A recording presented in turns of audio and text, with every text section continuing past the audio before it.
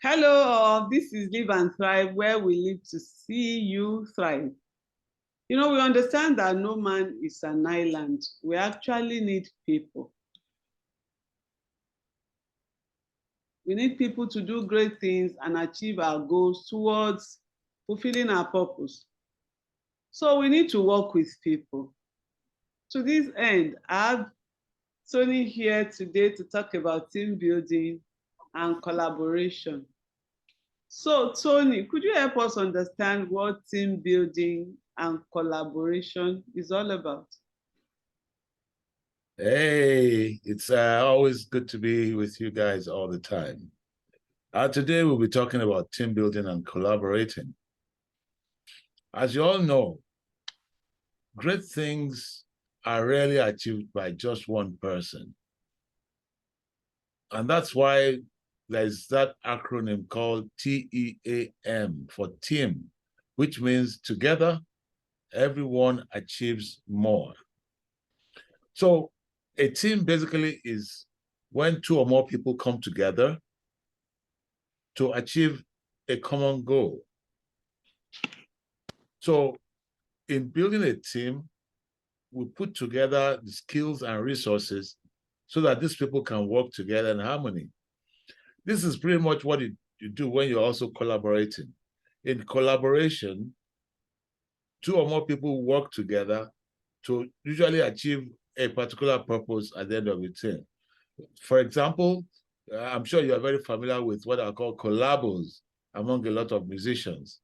One of the early ones I remember was when Snoop Dogg and Dr. Dre worked together to do this powerful song called Still. It still blows my mind every time I listen to it. So essentially, working together, we can achieve so much more than working alone. We can't work alone. We can't even work alone. No man can work alone. So now we understand why we need to build teams and why we must collaborate. I wonder how a team differs from a group. I mean, a team, a group, what's the difference? You see, people can work together without becoming a team. In such cases, you can call them a group. What makes a group different from a team is that each of the members of that group has his own individual measure of accountability. And they're often independent of each other. They might be working toward the same goal, but everybody's doing his work separately. Clearly, a team must go through a process to become a team. Otherwise, they will just remain a group. And this is usually what happens. When the group comes together, it's called forming. That's when everybody is randomly doing his own thing. But if there's a leader that's guiding them, they will start going through another process, which is called storming. That storming stage is where the opinions and their conflicts become known. Everybody is trying to take position as a strong member of the team and all that. With good leadership still, they go up to another stage that is called norming. That's something like becoming normal. Then they begin to appreciate each other and understand this other person can do this while I can't, and they take advantage of that mutual collaboration. Then they can now move to that next level of performing at a high level because they have now trusted each other, they understand each other, and their leader is helping them work together. A way of looking at this is when you see all these high-performing football teams. It's not as if the people on those teams are superhumans. They're just regular human beings like us. But because they've been able to harness their skills and work together, they do what almost appears magical.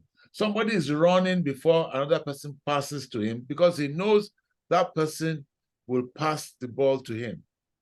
That level of trust is what makes those high-performing teams work at that level. And I dare say this. Somebody said a very important thing about team forming, and that's Henry Ford. You remember the man that made the Ford vehicles? He said, coming together is the beginning. Keeping together is progress, but working together, that's success. And keep thinking about it. Working together is better than working alone. Like they say in the Liverpool team song, you'll never walk alone. Mm. Oh, I see. So it's like a group is made up of people that have the same aspiration and goals, but that's only where it starts. Then they can begin to form a team that is now much more deeper than just a group. A group will work together towards achieving that common purpose. I love the quote by Henry Ford that says, yes, you start from there, but it's only when you begin to work together that success happens. And I've also experienced working in teams. Now, I'm not even sure if I worked in groups or in teams, which is why my next question will be very important. And I know the challenges that come with working in teams or groups. So what makes a good team actually? Yes. Well, if you look at some teams that failed classically, one of them could be the Brooklyn Nets of last season. That's the 2021-2022 season. On that basketball team, they had 3 of the top 10 best players in the league. And yet they failed miserably. One of the things that we'll talk about now will show why they failed. One of the first things is a good collaborating team. Everybody has the same goal. On that particular team, some players felt they were even too big to listen to the leader. So it was not possible for them to be working on that same goal. Another thing about a good team is everybody knows what his job is on that team. You see, let me use a soccer team again. If you are the goalkeeper on a soccer team, you cannot just leave the goalposts unattended to go and try to score a goal, except in incredible circumstances. Maybe it's just 10 seconds remaining in the match and you need to score, and you now feel everybody should go out there and try to score. But apart from that, usually your job is to mind the goalposts and ensure that nobody scores. So one of the things about those performing teams is that everybody knows what is expected of them. Another thing that is very important for a team to work is everybody knows how to talk to each other. If you look at some of these great teams in sports, I use sports team because the results are always clear immediately. You will notice that at times they don't even talk. It just signals with 1, 2 like this, like the American football teams. They don't, it might just do 2 fingers up. The other guy knows that 2 guys means he needs to move 2 yards to the left. And he just does it and they're able to score a very important goal. So that communication, they have it. Another thing is that they are also transparent with each other. Nobody is hiding real information from another person, trying to gain over the other person. They all know they are working toward another goal. Then, most critically, where there are conflicts in those teams, they usually find a way of making it to help the team become better. That's what I'll call constructive conflict. Don't forget, we have done some work on conflict management. Conflict is not necessarily a bad thing because there is a condition that will result after the fight, which should make both people respect each other more and work better together, Mm. then usually everybody respects everybody else. There's mutual respect on a high-performing team. If you don't respect a member of your team, you are not likely to communicate with them well, and most likely he will get that feeling, and conflicts will be more permanent and more damaging in such a team. So these are some of the features that help a team become much better than others. Thank you. Obviously, it must grow from a group to a team with same talk, integrity, and a lot of communication. Thank you very much. Clearly, you know, people have different personalities, which is another reason there are conflicts in teams. You have good heads, you have cold heads, I would say, sorry, cold heads, hot heads. But you know what they say? Sometimes you need the devil. The devil has his own day, as people say. So how do we take advantage of different personality types so that we can have a healthy team? Yes, actually, for you to run a successful team, it's good to have different types of personalities so that there will be some sort of balance. While somebody is pulling, somebody is pushing, it usually keeps that balance in that team. So there's an analyst named Peter Honey who suggested these roles, and I tend to agree with them. First, he recommends that I should be a leader. Without a team lead, most teams will not work well because the team leader plays the crucial role of setting the agenda and ensuring that everybody is involved in their own way. Then there will be like a challenger on the team, somebody who is like a, is what they call the devil's advocates, pretty much. Is one that's saying, are we doing things right? Is there anything we can do better? You know, that kind of a person plays a very important role in helping the team do better. Then there will be a doer on the team. He's the one that is always tracking, reminding them of deadlines, reminding them of what to be done next, and always ensuring that things are done.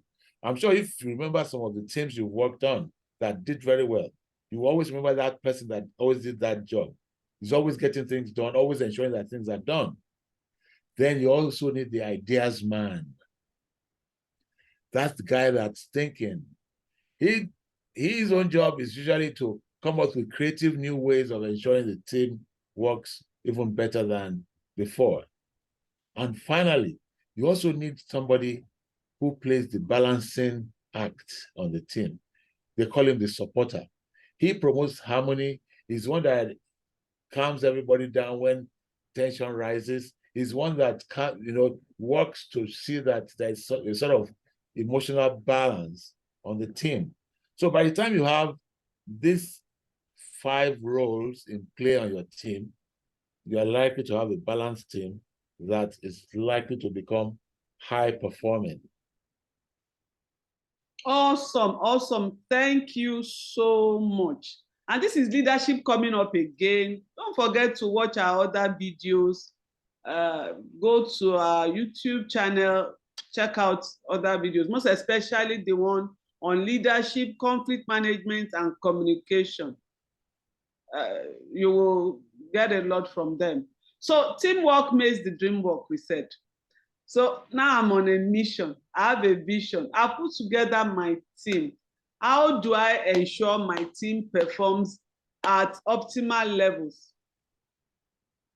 Okay, this is where it comes down to you as that person who wants to thrive.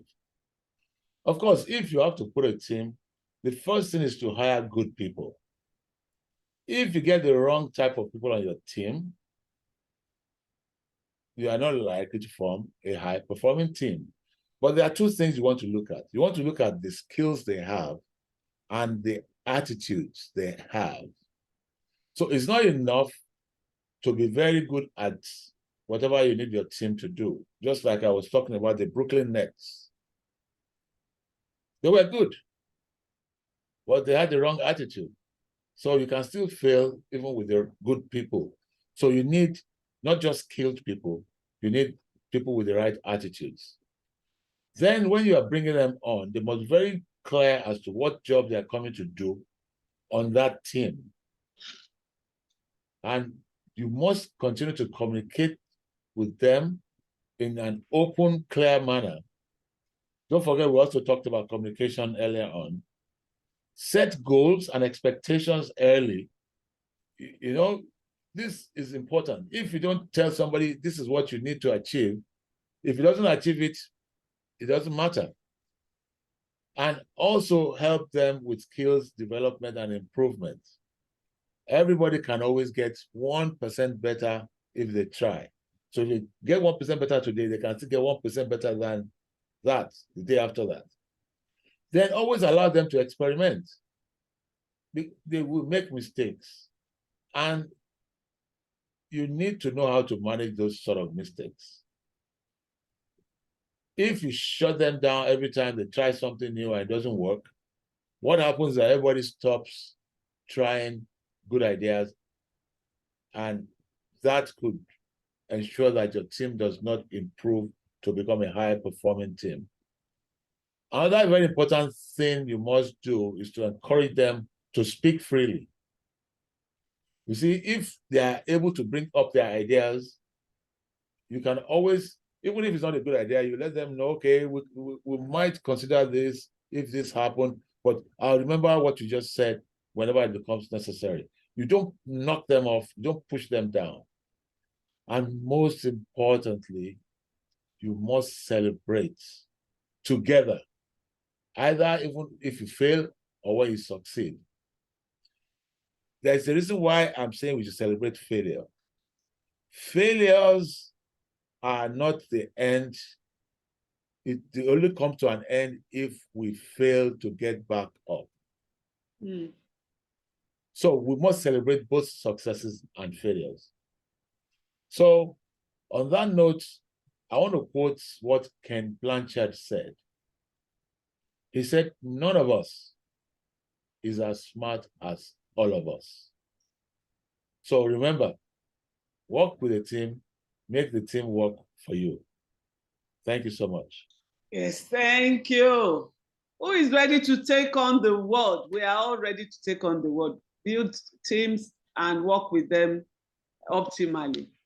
Now, remember to watch this video again, then subscribe to our YouTube channel, like, comment, and share. Thanks for watching. Go ahead and keep thriving. Bye.